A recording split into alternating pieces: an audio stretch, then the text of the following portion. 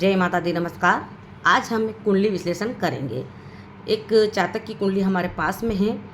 इसे हम यहाँ पर दिखा रहे हैं आपको। यूट्यूब चैनल पर पूरा विश्लेषण करके दिखाएंगे इस कुंडली का। आप भी अपनी कुंडली का विश्लेषण कर सकते हैं या आप करवा भी सकते हैं। आप अपना डिटेल डाल सकते हैं, विश्लेषण करवा सकते हैं। जैसे कि किसी जातक की कुंडली है, हालांकि इनका डिटेल हम नहीं बताएंगे। इनका 88 का जन्म है और इनके जीवन में क्या परेशानी आई, किन परेशानियों का इन्होंने सामना किया और वर्तमान में भी क्या दिक्कत है, इस बारे में बात करेंगे। किस तरह से इनकी कुंडली में योग बन रहे हैं और वो योग क्यों फलीभूत नहीं हो रहे हैं, इन बारे में भी जानेंगे और पूरी कुंडली का विश्लेषण करेंगे आज यहाँ पर। जैसे आपको स्क्रीन पे दिख रहा है, कुंडली चार्ट दिख रहा होगा पूरा यहाँ पर, है ना। ये जो यहाँ पे लिखा है 11 नंबर यानी कुंभ लग्न की कुंडली है। कुंभ लग्न की कुंडली के और लग्नेश बैठा है लाभ भाव में जाकर शनिदेव, वक्री होकर लाभ भाव में बैठे हैं धनु राशि में, है ना। अब आप समझ सकते हैं कि जैसे कि जो लगन है, लगन में ही राहु बैठा है, आपको दिख रहा होगा। लग्न में राहु बैठा है, सप्तम में केतु, आमने सामने रहते हैं राहु और केतु कुंभ लग्न की कुंडली में। और उसके बाद में दूसरा भाव इनका खाली है। दूसरे भाव 12 नंबर राशि जो कि बृहस्पति की राशि है यहाँ पर। तीसरे भाव की बात करें तो तीसरे भाव में सूर्य, गुरु और बुध ग्रह बैठे हैं, है ना। तो सूर्य जो कि 1 नंबर राशि, तो ये उच्च के दिख रहे हैं यहाँ पर। सूर्य देव 1 नंबर राशि में बैठे हैं, मेष राशि में, तो सूर्य उच्च के हैं यहाँ पर। और गुरु जो कि सूर्य से अस्त हैं और बुध भी यहाँ पर अस्त हैं, दोनों ग्रह सूर्य से अस्त हैं। इस कुंडली में सूर्य वैसे कारक नहीं होते कुंभ लग्न की कुंडली में, और हालांकि उच्च के जरूर हैं सूर्यदेव। अब हम बात करें चौथे भाव की। जो ये चौथा भाव आपको दिख रहा होगा यहाँ पर स्क्रीन पर, शुक्र और चंद्रमा की युति है, मतलब एक साथ बैठे हैं शुक्र और चंद्रमा। वृषभ राशि में बैठे हैं, दूसरी नंबर राशि शुक्र की राशि में ही शुक्र बैठा है और चंद्रमा इस राशि में उच्च का हो जाता है। चंद्रमा उच्च के होकर बैठे हुए हैं यहाँ पर। 5वें घर की बात करें तो पंचम भाव में कोई ग्रह नहीं है, मिथुन राशि है, और छठे भाव में कर्क राशि है। ऐसे ही 7वें भाव में केतु है, अष्टम में कोई ग्रह नहीं है और 9वें भाव में भी कोई ग्रह नहीं है, 10वें भाव में भी कोई ग्रह नहीं है। अब जाएंगे एकादश मतलब लाभ भाव में, जो कि यहाँ पर धनु राशि है और धनु राशि में ही शनि बैठे हैं। शनि लग्नेश होकर धनु राशि में बैठे हैं और मंगल जो इनके उच्च के होकर बैठे हैं, कहाँ पर, 12वें भाव में। 10 नंबर राशि में मंगल उच्च के हो जाते हैं। मंगल भी कारक नहीं है इस कुंडली के, पर उच्च के होकर 12वें भाव में मंगल यहाँ पर बैठे हैं इनकी कुंडली में, आपको दिख रहा होगा। इस तरह से आप कुंडली को देख सकते हैं। अब हम आगे बात करें तो इन जातक का क्या क्वेश्चन था, जैसे कि इनके जीवन में क्या परेशानी थी और क्यों परेशानी आई, इस बारे में भी हम इसमें डिटेल बात करेंगे। परेशानी की बात करें तो सबसे पहले तो इनका काम कोई सेटल नहीं हुआ। जो भी इन्होंने काम किया उसमें लॉस हुआ और परेशानी भी आई और धोखा भी मिला। जिस भी बिजनेस में गए, जो भी इन्होंने कार्य किया, पहली परेशानी तो ये। और दूसरी परेशानी जैसे मतलब कि इनने बहुत से पैसा भी लिया है, लोन भी लिया है, उससे भी पूरा करने में इनको काफ़ी वक्त लगा और पूरा नहीं कर पाए, ये चीज़ें भी हैं। और दूसरी बात ये है कि अभी जो वर्तमान में जो दिक्कत है, इनको संतान नहीं हो रही, संतान की परेशानी है। तो हम इसमें बात करेंगे कुंडली में। हालांकि इनका जो प्रेम विवाह हुआ है ना, हालांकि मर्जी तो परिवार की मर्जी से ही हुआ है, पर प्रेम विवाह हुआ है। तो हम बात कर रहे हैं कुंभ लग्न की कुंडली है और राहु लग्न में बैठा है, और राहु लग्न में बैठा है, इस कारण से इनको परेशानी हुई है, क्योंकि राहु की महादशा 2024 तक इनकी चली है। 2024 में जब ये पत्रिका मेरे पास आई थी, 2024 में के बाद राहु के बाद गुरु की दशा लगी है। अब जाकर इनका काम काज भी अच्छे से चल रहा है, कुछ उपाय भी इन्होंने किए हैं। अब जैसे कि हम बात करें तो कुंभ लग्न की कुंडली में राहु की महादशा चल रही है और लग्न में राहु बैठा है, तो ये क्या है कि दिमाग को पूरी तरह से भटका दिया इनके, और इन्होंने ना चाहते हुए भी बहुत सारे गलत डिसीजन लिए। गलत डिसीजन से इनको नुकसान हुआ और उनके दोस्तों ने भी, जो भी इनके दोस्त थे, उनके कारण भी इनको परेशानी आई, धोखा मिला। यूँ चाहो कि ये ग्रह दशा के हिसाब से ही इनके साथ ये चीज़ें हुई हैं। हालांकि योग की बात करें तो जैसे लगने से बैठे हैं 11 भाव मतलब लाभ भाव में बैठे हैं तो फायदा होगा, पर क्यों नहीं हुआ, ये राहु की महादशा में इनको परेशानी आई है। और हम जैसे बात करें दूसरे भाव जो कुटुंब भाव 12 नंबर लिखे हैं, बृहस्पति का है, तो परिवार से तो काफ़ी सहयोग मिला इनको, परिवार ने सहयोग भी दिया, परिवार के पास रहे भी हैं। इसके बाद तीसरे भाव की बात करें तो ये पराक्रम भाव, जो कि यहाँ पर सूर्य उच्च के होकर बैठे हैं, पर इस कुंडली के कारक नहीं होते हैं। गुरु भी यहीं बैठे हैं पर अस्त हैं, बुध भी यहीं बैठे हैं, बुध भी अस्त हैं सूर्य से, तो ये भी कुछ न कुछ परेशानी का कारण बने हैं। क्योंकि राहु की महादशा और राहु की महादशा में सूर्य इस कुंडली के कारक नहीं है, उच्च के होने के बाद भी इनको जो सफलता चाहिए वो सफलता नहीं मिली, मतलब कि परेशानी बड़ी बड़ी भी परेशानी इन्होंने देखी है, पर हम जिसको परेशानी की बोलेंगे। अब बात करें जैसे कि तो बृहस्पति जो यहाँ पर है तीसरे भाव में बैठे हैं, तो ये 1 2 3 4 5 पाँचवीं दृष्टि से सप्तम भाव को देख रहे हैं, तो सप्तम भाव को देख रहे हैं, इनका प्रेम विवाह हुआ तो प्रेम सफल हुआ, मतलब विवाह में बदल गया प्रेम, तो ये योग को हम समझेंगे पहले। जैसे यहाँ पर सूर्य जो कि सप्तम भाव के मालिक सूर्य बनते हैं, और जो पंचम भाव जो प्रेम का भाव है पंचम भाव, इसके मालिक बनते हैं बुध ग्रह, तो बुध और सूर्य की युति एक साथ, तो इनकी शादी जो थी लव मैरिज वो मतलब प्रेम विवाह शादी में तब्दील हो गया, मतलब कि शादी हो चुकी है, तो ये इनको बेनिफिट हुआ।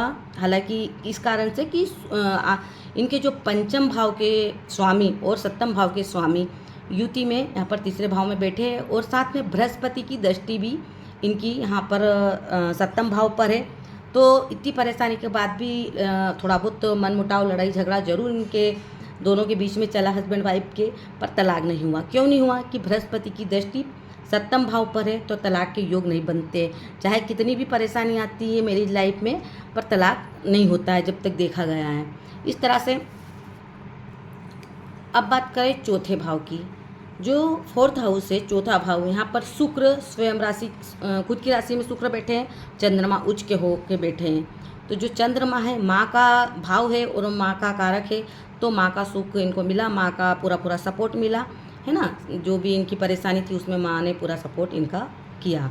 साथ में शुक्र यहाँ पे बैठा है, तो जीवन साथी का भी सहयोग मिला है, उन्होंने भी इनको सपोर्ट किया, इनकी परेशानी में सहयोग, मतलब कि जो परेशानी थी उनसे बाहर निकलने में सहयोग किया इनका। अब जो पंचम भाव की बात करें तो पंचम भाव में मिथुन राशि आ रही है, और बुध इनका मालिक बनते हैं, ये बैठे हैं तीसरे भाव में, तो तीसरे भाव में जाकर थोड़े से कमज़ोर भी हो गए, अस्त भी है बुध ग्रह, हालांकि कमज़ोर इससे हो गए कि अस्त हो गए हैं थोड़े से, और बाकी थोड़ी सी दिक्कतें इस तरह से पंचम के मालिक बुध ग्रह हैं, और यहाँ पर इनको क्या दिक्कत आ रही है अभी जो वर्तमान में है, संतान नहीं हो पा रही, संतान सुख नहीं है, संतान होने में परेशानी आ रही है। संतान होने में क्यों परेशानी आ रही है इस बारे में भी बात करेंगे। हालांकि संतान होने में हस्बैंड वाइफ दोनों की कुंडली को देखा जाता है, दोनों की कुंडली में एनालाइज किया जाता है, कि दोनों की कुंडली के बाद ही बताया जाता है कि क्यों क्या दिक्कत है ना। पर जैसे कि इनकी कुंडली को समझे तो संतान होने में क्या परेशानी थी, अब तक जैसे राहु की महादशा थी, और राहु लग्न में बैठा है और दृष्टि डाल रहा है पंचम भाव पर, पंचम भाव पर दृष्टि होने से परेशानी जरूर हुई है। हालांकि बृहस्पति की दृष्टि भी पंचम भाव पर पड़ रही है। अब जैसे गुरु की दशा चालू हो गई है, तो थोड़े से योग तो बन रहे हैं कि संतान सुख इनको मिल सकता है। जैसे कि बृहस्पति जो है तीसरे दृष्टि से ये पंचम भाव को देख रहा है, संतान भाव को देख रहे हैं बृहस्पति।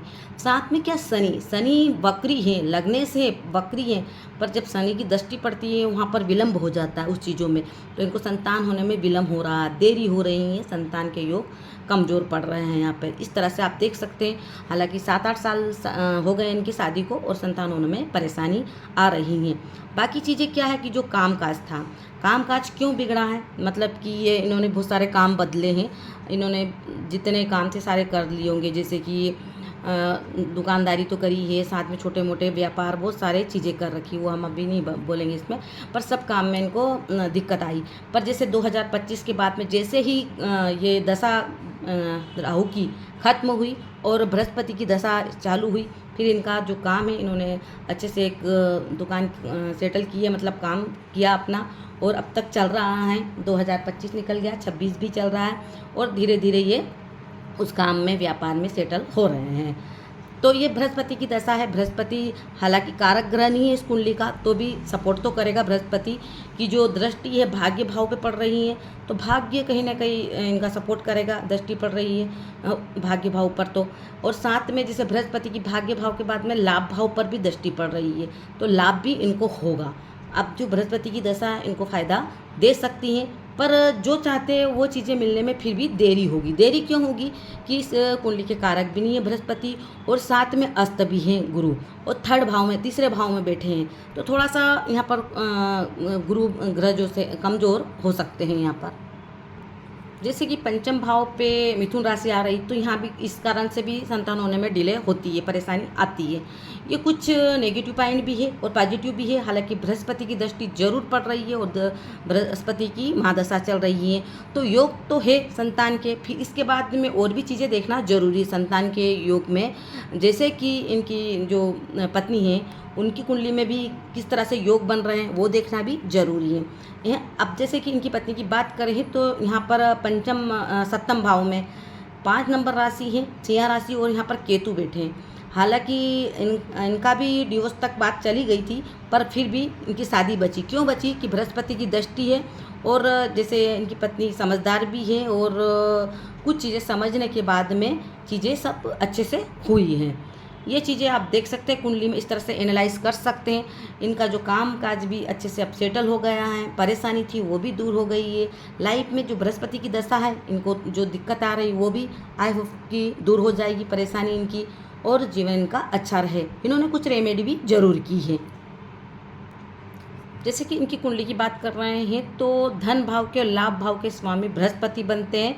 बृहस्पति जो कि तीसरे भाव में जाकर बैठे हैं, तो बृहस्पति हालांकि धन तो देंगे, पर बृहस्पति तीसरे भाव में थोड़े से कमज़ोर भी हो जाते हैं। उसके बाद में क्या है कि ये जो अस्त भी हो गए हैं सूर्य से, और सूर्य जो उच्च राशि में है और इस कुंडली के कारक ग्रह भी नहीं है, तो ये भी कुछ दिक्कत दे सकते हैं। हालांकि धन तो रहेगा इनके पास जीवन में, पर काम काज में थोड़ा बहुत कभी उतार चढ़ाव रहेगा। और जैसे कि लाभ भाव में आप देख रहे हैं लग्नेश, जो कि लग्नेश भी है और व्यय भाव के, मतलब 12वें भाव के स्वामी भी है और लग्नेश भी है। लाभ भाव में बैठे तो पहले तो व्यय करवाते हैं, पहले तो खर्च करवाते हैं, उसके बाद इनको लाभ देते हैं। अब हम बात करें मंगल की, तो मंगल जाके 12वें भाव में उच्च के होकर बैठे हैं। हालांकि मंगल इतना परेशान नहीं करेगा इनको, कुंडली थोड़ी मांगलिक भी बनती है, तो भी इनकी शादी जरूर हुई है, लव मैरिज भी हुआ, मतलब कि प्रेम विवाह भी हुआ, और कोई परेशानी थोड़ी बहुत तो आई है, पर इतनी बड़ी परेशानी नहीं आई है, और कास्ट में ही शादी हुई है। तो कास्ट में शादी हुई क्योंकि बृहस्पति की दृष्टि पड़ रही थी, हालांकि राहु की दृष्टि भी थी, पर राहु की दृष्टि के साथ में यहाँ पर केतु बैठा है और बृहस्पति की दृष्टि केतु पे पड़ रही है। ये भी एक प्लस पॉइंट है कि इनकी समाज में ही इनको, मतलब कि इनका विवाह हुआ है। इस तरह से आप कुंडली को एनालाइज कर सकते हैं, देख सकते हैं, अपनी कुंडली पर भी आप लगा सकते हैं।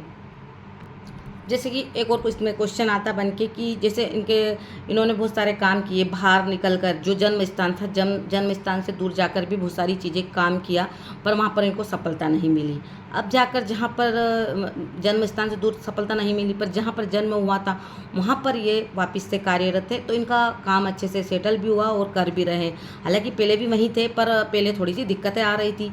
इस बीच में इन्होंने बाहर जाकर भी बहुत सारी चीज़ें, बहुत सारे काम किए हैं, उनमें सब में इनको दिक्कतें आई है। कहीं से भी धोखा मिला, प्रॉफिट नहीं हुआ, लॉस हुआ, परेशानी आई, कर्जा भी हुआ, और भी दिक्कतें आई है। तो ये सब आप देख सकते हैं। अगर यहाँ पर ये अपने ही जन्मभूमि पे कार्य कर रहे हैं तो इनको सफलता क्यों मिली। शुक्र जो कि चौथे भाव का मालिक है और चौथे भाव में बैठा है, तो इनको फायदा हुआ, और चंद्रमा भी वहीं बैठा है, तो इस सपोर्ट भी, परिवार का भी सपोर्ट मिला है इनको, और वहीं जन्म स्थान पर इनको रहने से फ़ायदा हुआ है। इस तरह से आप कुंडली को एनालाइज कर सकते हैं, देख सकते हैं। अगर इसमें और कोई जानकारी चाहिए तो भी आपको मिल जाएगी। अगर आपकी कुंडली विश्लेषण आपको करवाना है तो आप डिटेल दे सकते हैं और करवा सकते हैं, और लाइव में आप जुड़ भी सकते हैं। हम यूट्यूब पे लाइव रहते हैं, उसमें आप जुड़ भी सकते हैं। कुछ और बात को समझे तो जैसे मंगल की बात करेंगे हम, तो मंगल जो कि 12वें भाव में जाकर बैठे हैं, मंगल 12वें भाव में जाकर बैठे हैं उच्च के होकर, जो कि दृष्टि पड़ रही है 6ठे भाव पर और 8वीं दृष्टि पड़ रही है 7म भाव पर। तो जो 7म भाव है ये कामकाज का भी है, छोटे मोटे व्यापार का भी है, और साथ में ये जीवन साथी को भी हम इससे देखते हैं। तो मंगल की दृष्टि से होने से जीवन साथी में दिक्कतें, मतलब कि जीवन साथी है जो धार्मिक तो होगा, इनका सपोर्ट भी करेगा, पर कहीं ना कहीं ये तेज भी होगा, और जो इनका काम काज है उनमें रुकावटें भी आप देख सकते हैं, रुकावटें भी बनी रहेगी। जो जितना फ़ायदा चाहिए इतना फ़ायदा नहीं होगा, क्योंकि मंगल की दृष्टि केतु पे आ रही है, ये भी कुछ दिक्कत दे हो सकता है, और काम काज को सेटल होने में परेशानी करता है। हालांकि अभी तो काम काज सेट है और चल भी रहा है, पर जैसे कि राहु पहले क्यों ज़्यादा दिक्कत आई थी, दिक्कत इसलिए आई थी कि राहु जो कि लग्न में बैठा है, लग्न में बैठा और महादशा राहु की चल रही थी, राहु की महादशा में ही सारी चीज़ें इनके साथ हुई है। कुछ अच्छा भी हुआ और परेशानी ज़्यादा हुई है इनको। तो राहु की महादशा चलती है तो भी ज़्यादा दिक्कतें लाइफ में देखने में आती हैं। और लग्न में जब राहु बैठते हैं ना, तो ऐसे ऐसे फैसले, ऐसे ऐसे डिसीजन ले लेते हैं व्यक्ति के, उनको खुद को समझ में नहीं आ रहा, क्योंकि वो कभी कभी लालच में भी पड़ जाते हैं कि इसका कहीं गुना हमको फ़ायदा होगा, बेनिफिट होगा, पर बेनिफिट नहीं होता है, नुकसान होता है।